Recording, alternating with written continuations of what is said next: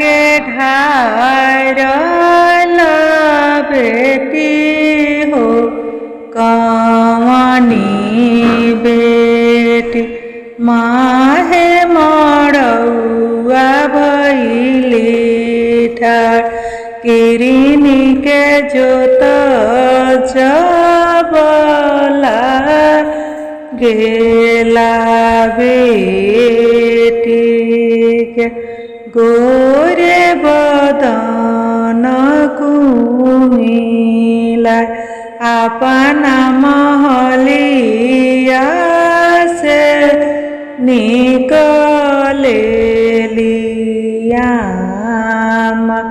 बेटी से अरज हमार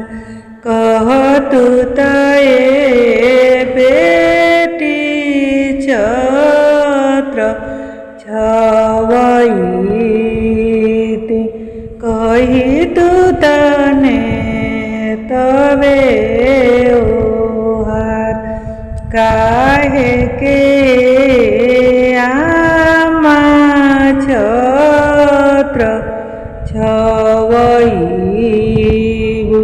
काहे के ने तबे ओहार आजुए के रतिया आमा तोहार मड़ौआ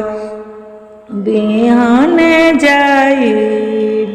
ससुर खोरावा के खोरवा बेटी दूधावा पियवानी दहिया खियवानी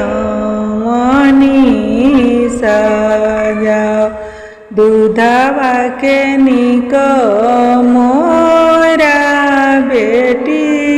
नाही दिहलु चलेलु सुंदर बर के साथ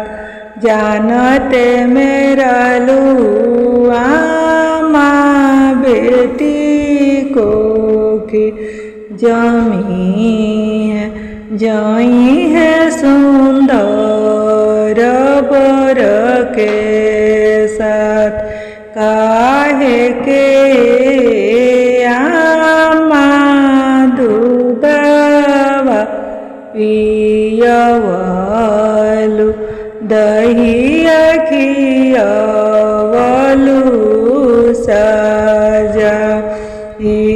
होत दूधावा कवनी